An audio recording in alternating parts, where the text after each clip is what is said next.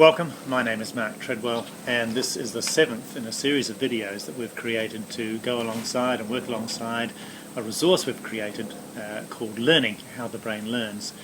You can download that resource, that whole book, from marktreadwell.com, and that's free of charge, and these videos are available also on YouTube as well as within the document itself online.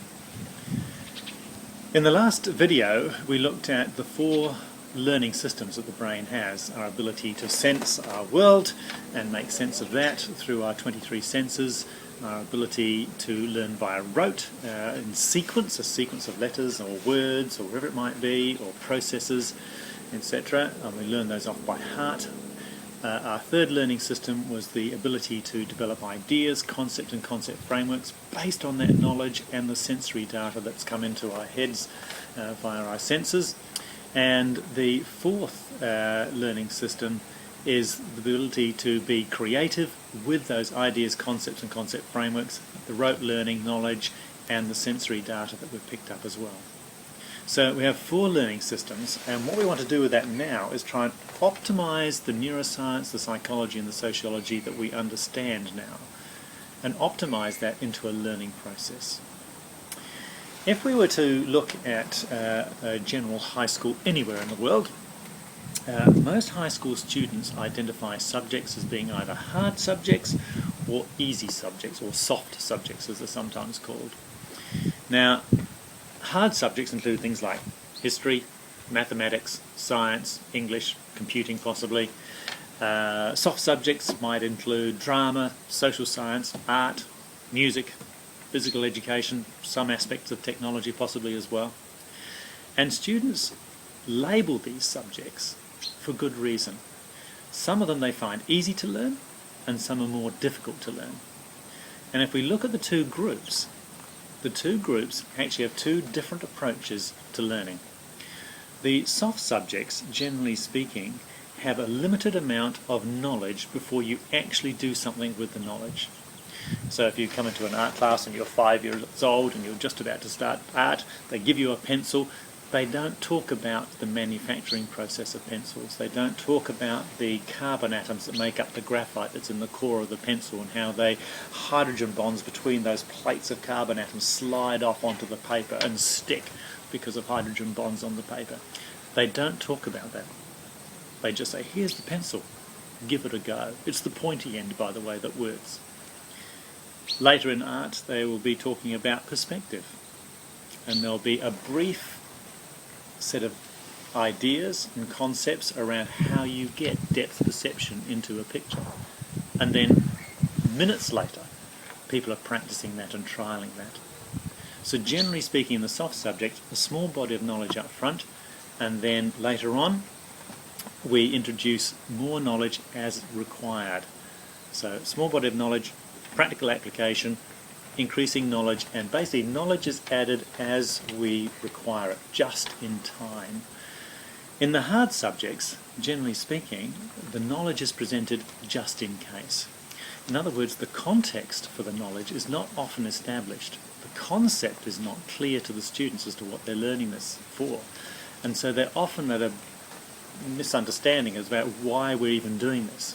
And often, mathematics teachers, most teach mathematics, kids would ask, what's the point of this, sir? And it's a good question, and it's a question we shouldn't ignore. They should know the point of what they're learning. So there's different approaches to hard subjects and soft subjects. If we learn from our natural environment, which we all do, we're all curious, we see something and we go, God, that's extraordinary. We travel the world looking for extraordinary things to marvel and wonder at and learn about. My 2-year-old friend down in the car park earlier this week, he was fascinated by the bumblebee. Its stripes, fold back of the wings, the fact that he was walking and not actually flying at the time. Absolutely fascinated. That bee was a prompt for him to learn. He wanted to learn. He wasn't saying, I don't want to know about this stuff, do I really have to memorize the parts of a bee? He was just totally curious. And curiosity is an educator's most powerful ally. But curiosity is preceded by something else.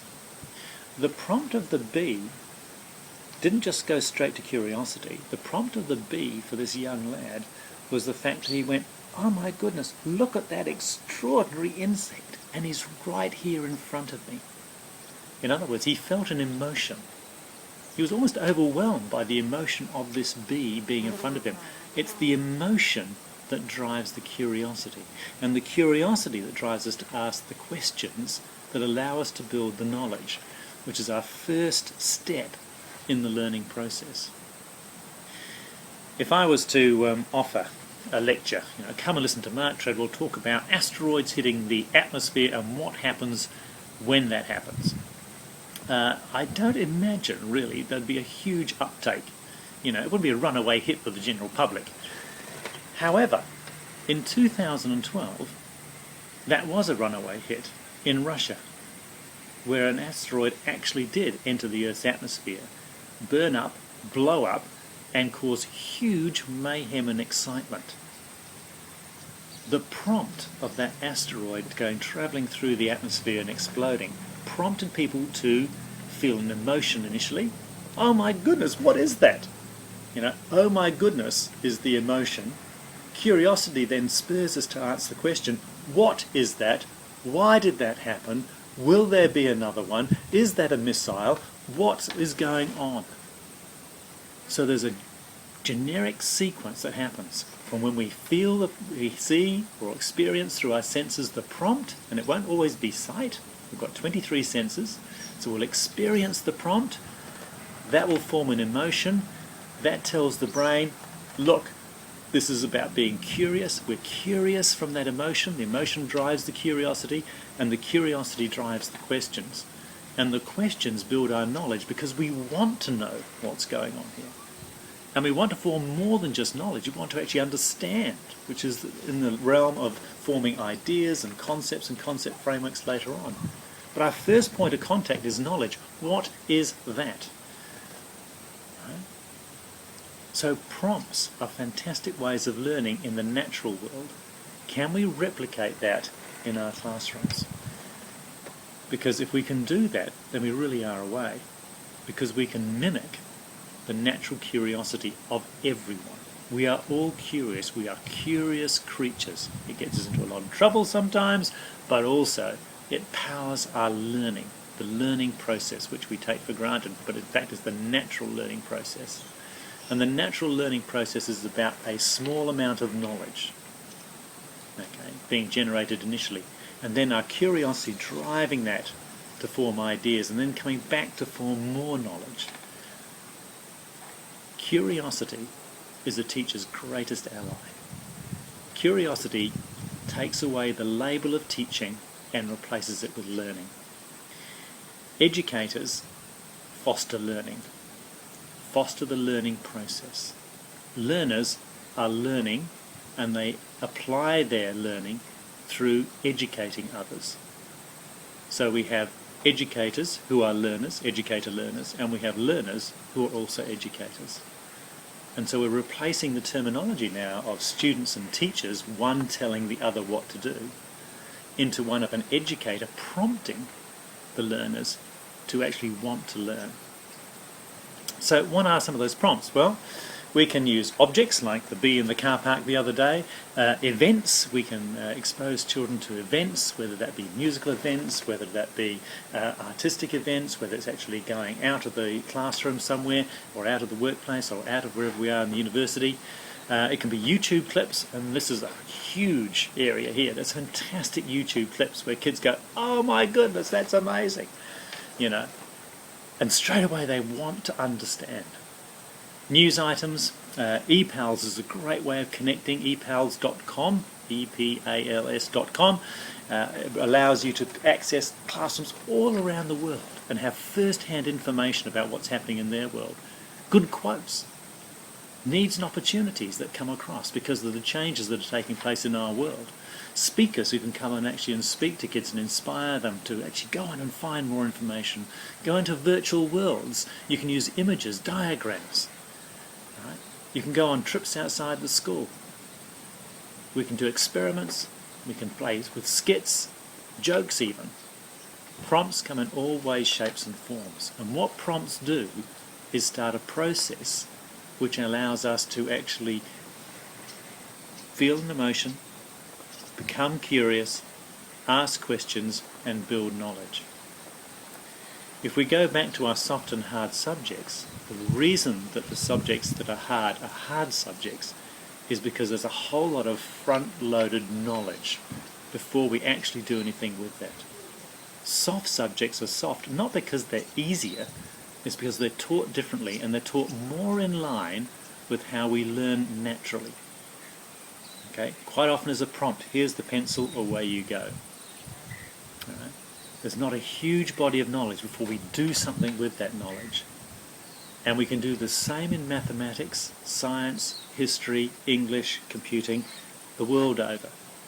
The probably only note I'd make about that is that in English, when we're starting out learning letters and learning words and the sounds and putting them together, unfortunately there's a lot of knowledge you need to put together there, and there's no other way to learn that other than rote.